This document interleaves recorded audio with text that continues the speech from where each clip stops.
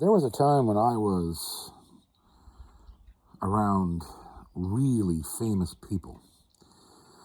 Um, and I suppose it happened throughout my life, I guess, but I was around people. I had the opportunity to be around individuals in the music business and even the film business that couldn't really walk the streets without being recognized and approached by everybody. And these people that reach that level of fame they have a very different outlook on the world than, Joe Blow or me or anybody. I was among the innocent for a long time, but for most of my life I used to question, why they were that way. What made them so reclusive and so unapproachable in the wrong circumstances. I was around these people because I played and I was working in venues and arenas and projects where they had to interact with me because I was part of the scenery. It's part of the set. And but it perplexed me for a long time why that kind of fame seemed to be so prohibitive to them being part of the world. I even used to think, by times, being a major Elvis fan. I loved Elvis and still do, and I always thought to myself, that man died all alone at 42 years of age, basically trapped in his own home for his whole life. He went from 18 years old to 42 years old and was trapped in a building with the same 6-7 people all those years. And I used to think he had all the money in the world, he had all the power, he could have done anything he wanted. Why didn't he just get the hell out and suck up the fact that if he put on the proper disguise, hat and glasses, and didn't dress like Elvis, he could have gone out anywhere and likely have been undiscovered, And I used to think about that. I always felt bad about Elvis, and I always felt bad about Stompin' Tom. Tom couldn't go anywhere either. And he refused to tone down his look. He wouldn't wear an old ball cap and sneakers. He'd have to wear some type of a cowboy hat, and always had the boots on, and always was surrounded by an entourage. So if you went into a public place with that guy, he made it impossible to hide. He couldn't hide. He wasn't doing the right thing to be able to hide. And then that begged the question, why do you have to hide? Why do you really have to hide? What's so bad about speaking to people that you don't know who love what you do? I always used to wonder that. And then I met my first stalker.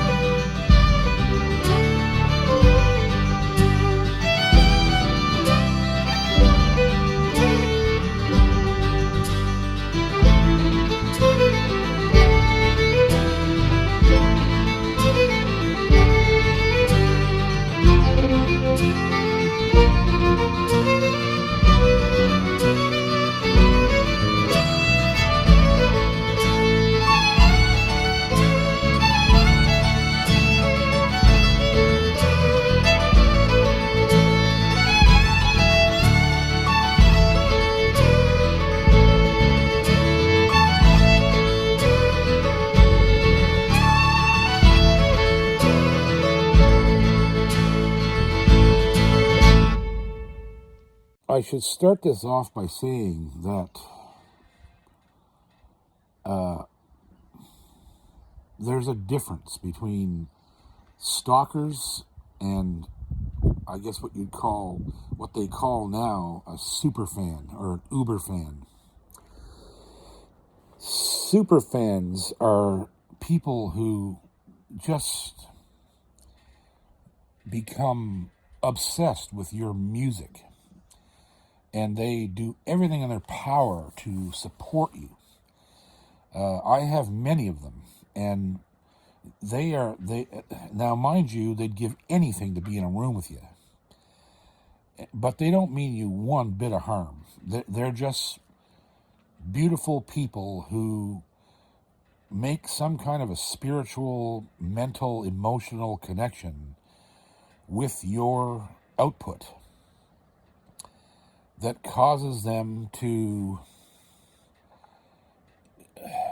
just have you kind of at the front of their minds all the time. And when you release a record, they're the first ones to buy it. And when you go to their town, they're the first ones to buy tickets. And they're beautiful people. And without those dedicated, they're uber dedicated fans who spare no expense to follow you and your career, and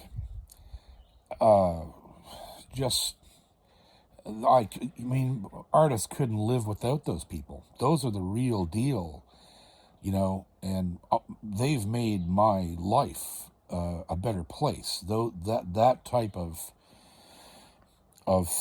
fan, everyone needs them. You must have them, or you're not doing something right. If you can't inspire that kind of dedication in your listeners, you're not doing something you're doing is wrong.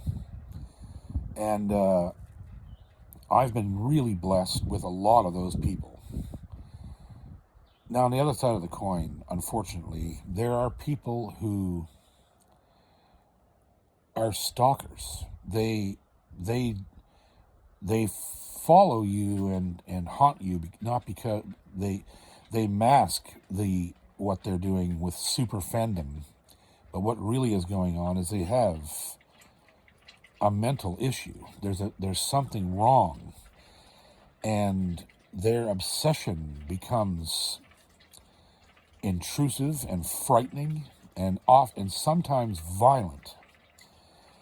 And I had a buddy of mine one time told me, long time ago, I was audited by the CRA, and a long time ago, and we got it all sorted out, and we fought it a little bit and sorted it and get everything. I've always had a good relationship with the revenuers, but my accountant looked at me one day and he said, if you didn't live in Nova Scotia, nobody'd even know you exist. If you lived in Ontario or a major metropolitan center, you could just live and do your life in amongst all of that, and really nobody'd even know, and he was right. A lot of the times, that you have problems with people is because you stick out like a sore thumb. And somebody like me and Lenny Gallant and Bruce Guthrow and Dave Gunning and like all these artists that choose to live where they're from, here in Nova Scotia. I might have been born in Ontario, but I'm from here. My family was all born here. I was a work baby, the same as Buddy McMaster was. He was born in Timmins, Ontario, because of his father went up there to work, and it happened to thousands and thousands of Nova Scotians and Cape Bretoners. So we choose to live here, and it makes us it's hard to ignore us being here because we're sort of the minority. Like, most people who achieve success in the music business always move away, right? A lot of them, they don't stay here. They don't even stay in Canada sometimes. Or they'll go to a major center like Toronto or Vancouver or Montreal. And that's fine. it's fine to live in the big city and feel like you're part of the machine and blah, blah, blah, blah. But I've never had any real desire to live in a city.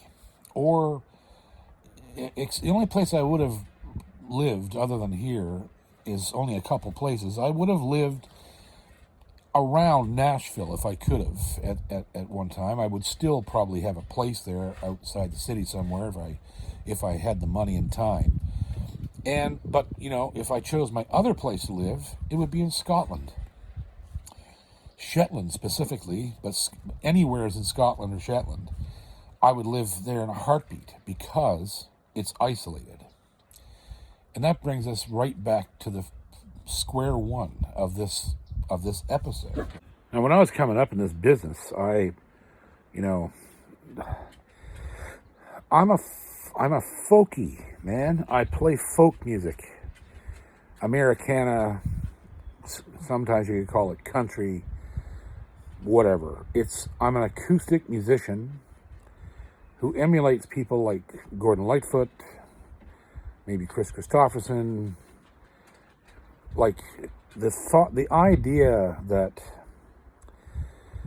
my choice of musical vehicle would ever put me in the sights of somebody who was potentially dangerous or particularly troublesome was the furthest thing from my mind. I never thought in a million years that some idiot singing about fishing boats and whatever could ever inspire a stalker. Somebody and as musicians are acutely aware of things, right, that the general public look at and go, well, mathematically it doesn't happen very often, but as a musician, there's two things, right, that we're all really aware of, and one of them is plane crashes. Because so many great musicians have died in plane accidents, I think musicians have a general fear of flying that is overblown because of all the people who have died from air disasters, right? And then the other thing that we're acutely aware of is the number of artists who have been shot and killed by their fans, right? Now, that number is really small, but it hits home with artists, with musicians, especially guys who are out making a living at it, because the people who died at the hands of maniacs did nothing to deserve it, The person that comes to mind instantly for me is John Lennon. That was one of the greatest losses in the music world ever, when that man was murdered by a maniac, and who basically killed him to absorb and claim his fame, right? He was trying to impress his girlfriend, he was the reasons he did it were grotesque.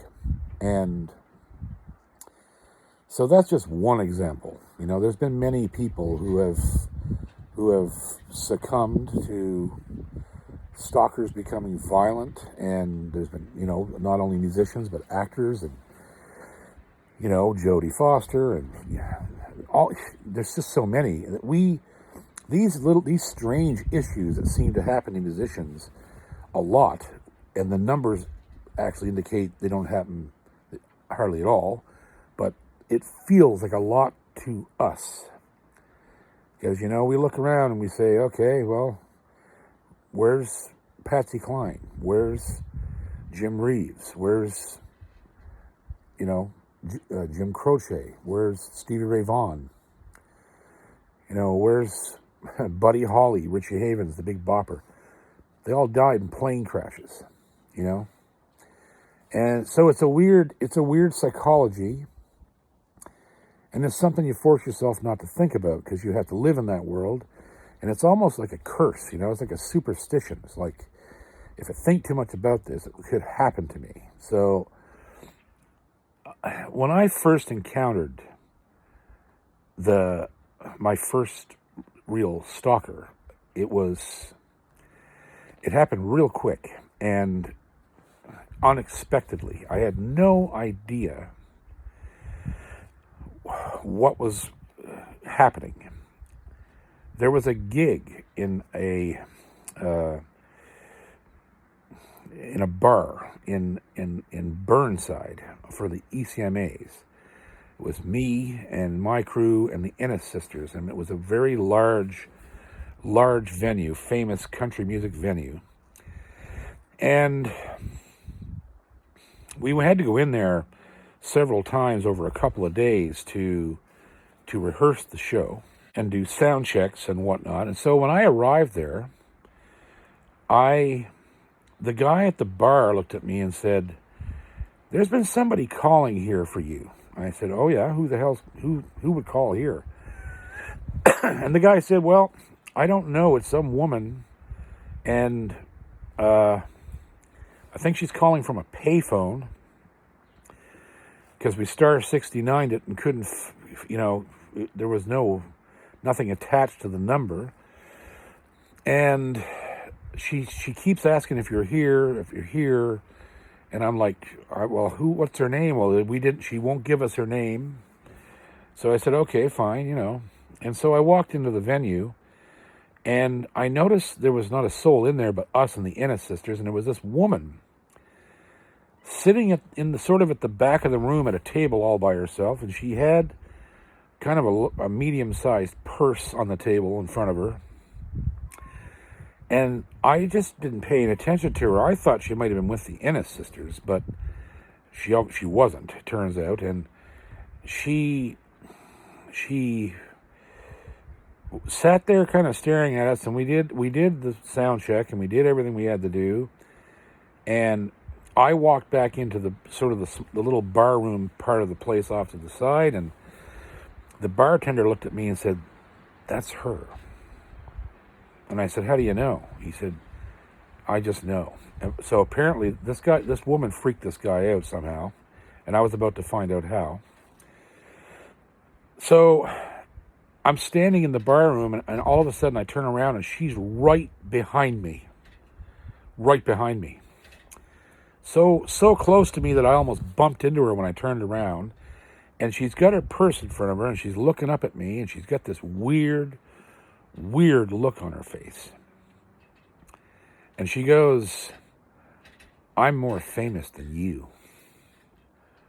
And I was just like, "Okay, I'm sure you are." And then she said it again. And then she just kind of walked away, and I split. I went back into the venue and found everybody, and I didn't really mention what was going on because it was a bit weird. And so then someone else from the venue came to me and said, "This woman, she's just left. She's gone now, don't worry." And I said, "Okay, good. She's been calling here for 2 weeks." I said, "What?" And she keeps asking for you, because I don't know how. I guess it was advertised well that I was going to be playing there. So this really twigged me out, and I was like, "Okay, we got to find out what's going on here, because this is getting a little weird." And the look on this woman's face was terrifying. It really was. It was not a sane look on this woman's face. And so we did a little finagling around there, and we finally were able to trace this phone number that this woman was calling from. And it turns out that this woman was calling from the fucking mental institution in Dartmouth, from a payphone in the hospital. And she was getting out on day passes, apparently, and somehow had fixated on me. And nobody knew why. I couldn't figure that. Nothing. But it was terrifying. And I thought, holy shit, you've got to be kidding me. There's a mental patient coming after me. Like, what is going on here? And I never found out how she became exposed to me or whatever. But anyhow, the ECMA started to happen, and we ended up playing a showcase in the Halifax shopping center. They put up a huge stage and audience thing, space there to play in the bottom floor of the place.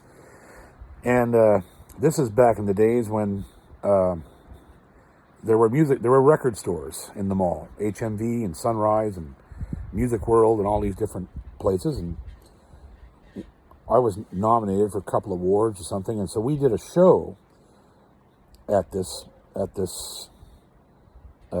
venue in the mall. It was packed, thousands of people in there, and I had the forethought to look. I was passing a security guard, and I said, listen, there's been a problem in the last couple of days with this kind of disheveled-looking woman carrying rather kind of a large purse who has been following us. And I said, if you see anything like that, perhaps coming down towards the stage or anything, could you try to head that off at the pass? And the guy said, no problem. We'll make sure you're okay. And so we did the show, and then part of the agreement was after the show we were to go down to this, I believe it was a Music World, and sit in front of the store at this long table, us and the Ennis sisters and a few other artists that were there, and sign autographs for people, and they were selling our records there and all this stuff. So down we go, and the security guard went with us. He walked right beside me and Hilda. I don't remember who was playing bass at that time, possibly Danny Maye. And so we get down there, sitting at the table. There's a lineup already. I sign a couple autographs, and the fourth person that shows up is this woman. And she walks up to the table with her hand in the purse.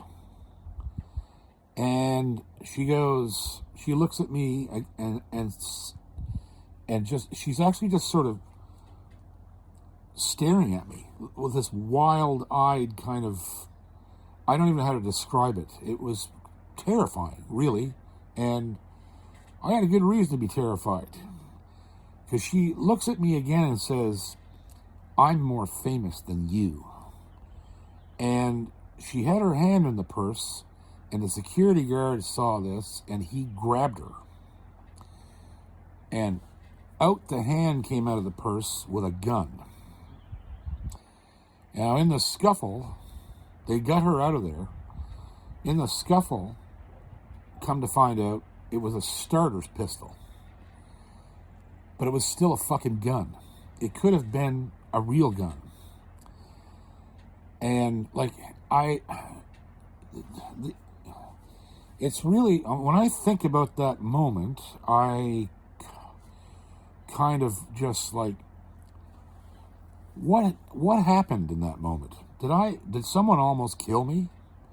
If that had been a different situation, if she could have found an actual weapon, would she have just pulled out and started spraying everybody? It's really upsetting, and it's really grotesque, and it scared the living shit out of me. And at that point is when I suddenly understood why the people that I had encountered in my own life who were famous decided to become recluses. Now, is that fair to all the good people who mean you no harm and just want to shake your hand or give you a hug and buy one of your records and say they met you? No, it's not fair to them at all. But that's unfortunately the way life goes sometimes. It isn't the good things somehow that determine the future. It's the bad things. It's the shitty things that cause mindsets to change and rules to change and laws to change. And it's always the bad things. It's never a good thing that causes, the alteration of someone's perception or someone's. I mean, it obviously it can happen. Obviously, good things happen, and you go, "Wow, that's cool," and you live your life with a slice of that pie in your pocket forever, right? But when something that negative happens to you, when you're just a fucking folk singer, that means, in the grand scheme of things, mean nothing. It alters your perception of the whole world.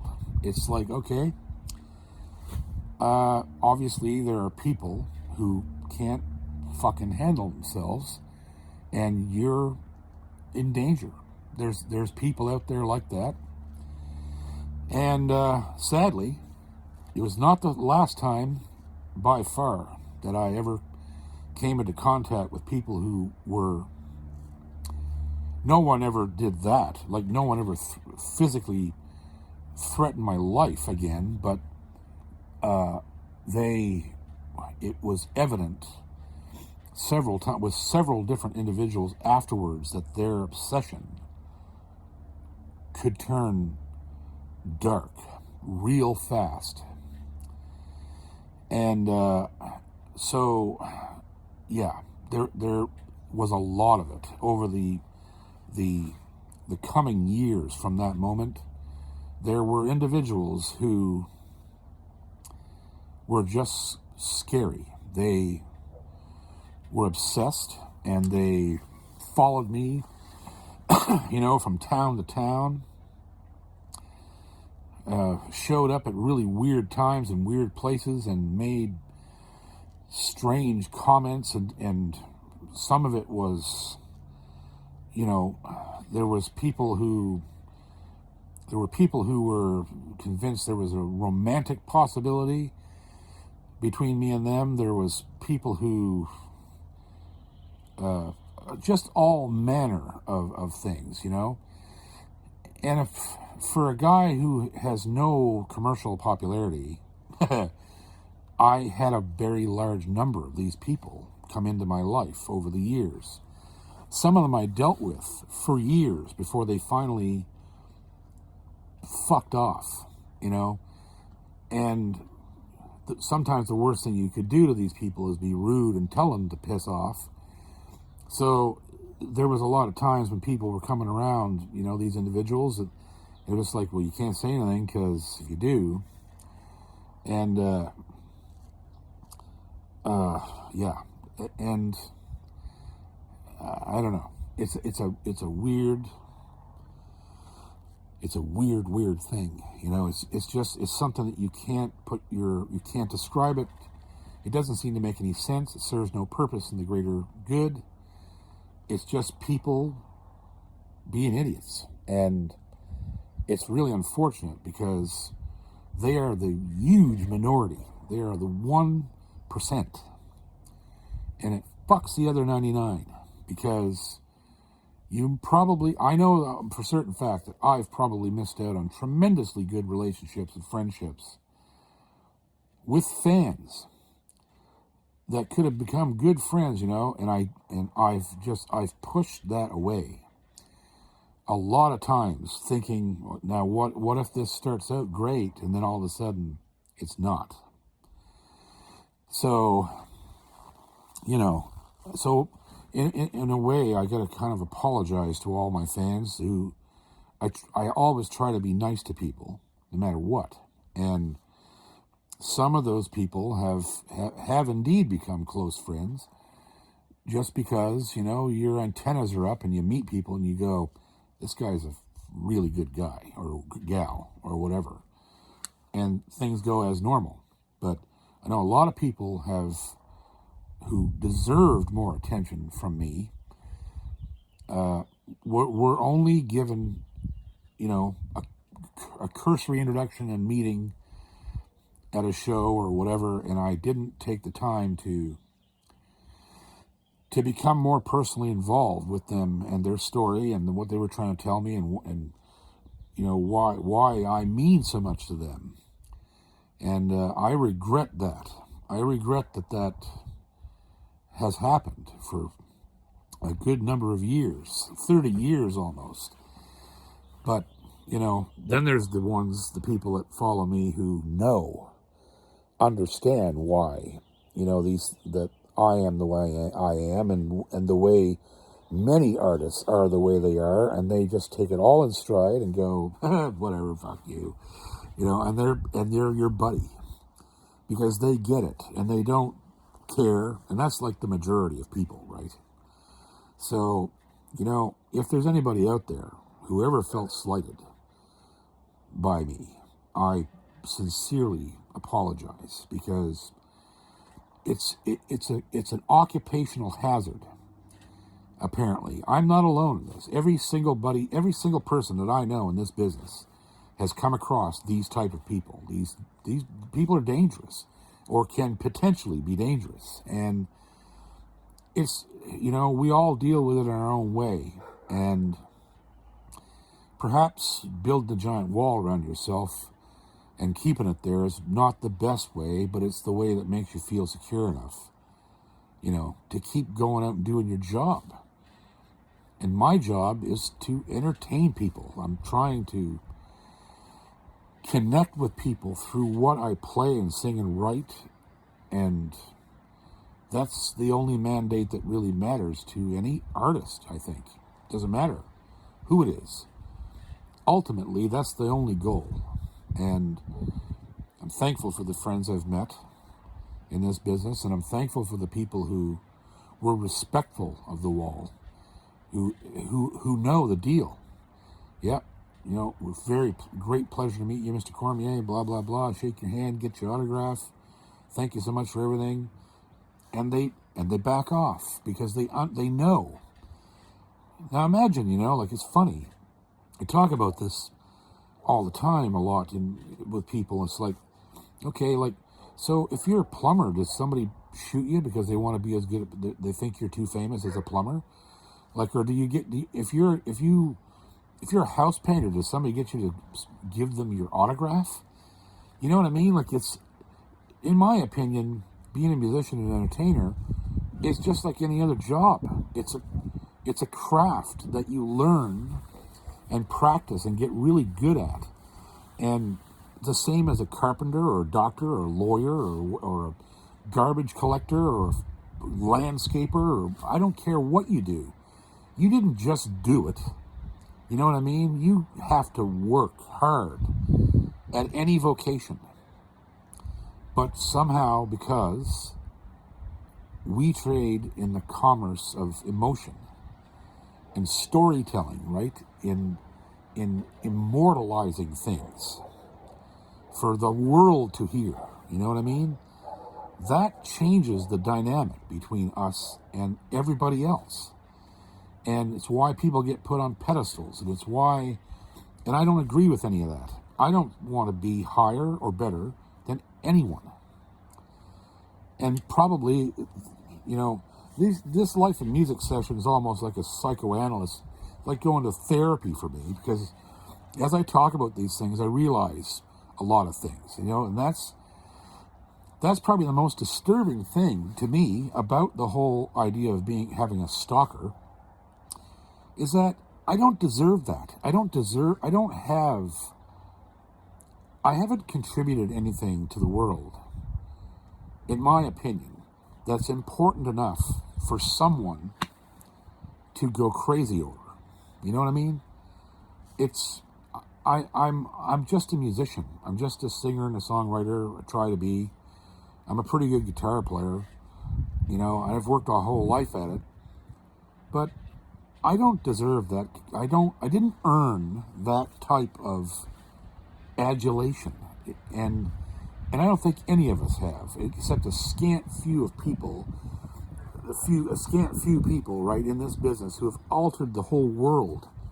Like the Beatles, like Elvis, like Bob Dylan, like Christopherson and Lightfoot. These people have created music and cultural change that they do deserve that pedestal and the adulation and the reverence when we speak about them. They changed the world.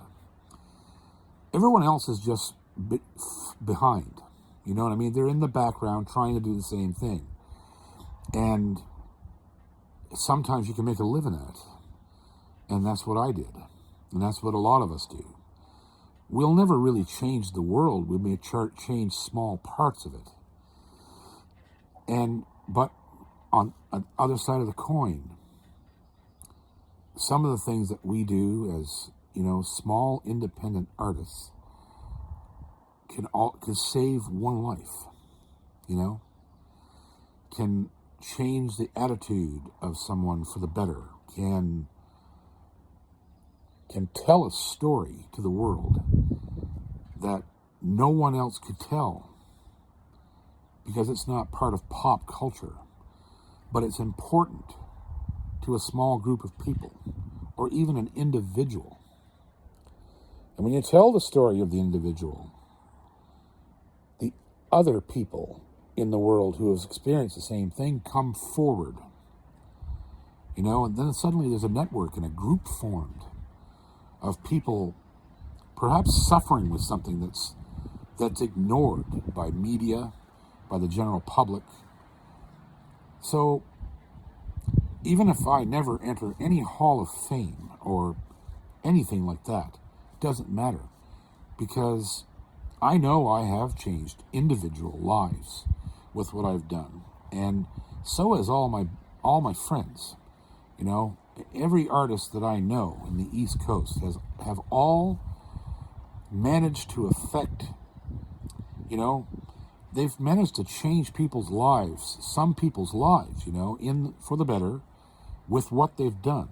And at the end of the day, no one's keeping score. It's when you go to bed at night, you think, I heard from a person that told me how much this song I wrote meant to them. Well, goddamn, that's pretty awesome.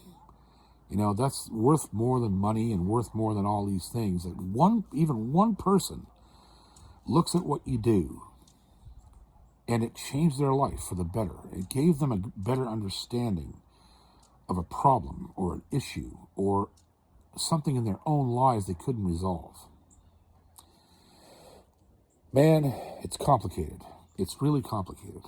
So what's the takeaway from all this? I guess the takeaway comes down to a question that I've been asked a million times. What do you say to young people that are trying to get into the business? Well, I say to them now, after discussing what we've just discussed for the last 45 minutes or whatever, I say that, if you believe in what you do, and this is another thing, I'm going to go off on an aside here. There's a massive group of people in every artist's life, and I have a massive group who are aspiring writers or performers, and almost every day, at least once a week, I get a just finished song or a recording or whatever, and I'm asked what I think about it. And this ties to this question: what do you tell young people or anybody aspiring to get into the business? And I receive all these songs and recordings and all these things, and the people that send them to me are they're looking for validation. Is what they're looking for. And I love them for it, because they think enough of me that my validation matters. And here's what I have to say to them, and to anybody who's thinking about doing this on a large scale. My validation means nothing. And that's why I always refuse to give my opinion to these people. Or I also refuse to, when people send me songs they want me to record, I always say the same thing. I say, listen, me recording this song is not going to help you. because I didn't write it. You did. And the song, a song or anything, any musical thing, needs to be carried by its creator, because you're the one who had the feeling and emotion and the need to create this song or this performance. So it's you that deserves the credit for it, not someone else. And it's not for me or any other artist who does this for a living, right? If you don't do it for a living, it's not up to us or even our place or our right to judge you. I'm in no position to judge anybody's work, except, whether I like it or not is only a matter of personal taste. My judgment means nothing. And what really matters is that the creator of the lyric or the song or the instrumental or the performance or whatever the case may be, the creator of that is the most important opinion, because they created it, and it wouldn't exist if they hadn't felt strongly enough to create it. So that's the energy that you need to put out in the world. You don't need vindication or justification or a stamp of approval from anybody. Fuck them. They didn't write the song. You did. So if you are able to write and sing and play, or even just write, stand on your own on your own 2 feet based on your own creation, and wait for people to come to you. Don't solicit people. Don't ask for opinions and ask for approval. That's not right. You don't need approval. You just don't need it. You approved it by creating it. And you, as the creator, might have an effect on someone's life that you can't even tell, you can't even know in the beginning. And it might be your own interpretation of your work that causes that positive change that might be lost if you give it to someone else. Or you maybe ever come to think that you send something to someone you admire and want their assessment, but maybe they're full of shit. Maybe they don't have the same vision as you. Maybe they're stuck in their own way, or whatever the case may be. You may get shot out of the saddle by somebody who isn't really qualified to disseminate your personal thoughts and creation. And at the same time, you might get somebody who tells you suck when you don't actually suck. And you're setting yourself up for failure and disappointment, and potentially not creating anymore because you got a negative reaction from someone that you really admire. Don't stop creating. Keep doing what you're doing and let the world come to you. Get what you're doing out any way you know how. And if other artists or people look at it and hear it or whatever and say, man, I like that, you let them come to you. Then you know that what you're saying is universal and is translatable to another artist, or to an audience, right? I think a lot of people get crushed in this business because they put too much value on established artists. We're all just human beings, and we all make the same mistakes. No one's perfect. And my judgment of someone else's material means nothing because it's subjective. I and anybody like me we don't have the power to proclaim that you are good or bad or indifferent. It's not up to us. It's up to you. Follow your heart and follow your creation. Live with it, stand by it, and to hell with anybody else who doesn't go along with it, and if it's good, it'll live its own life. And if it's not, keep working. It's just that simple. That's the way all of us have done it. It's just that some of us are crazier than others and have decided to bet the farm on what we do. And that kind of insanity is good.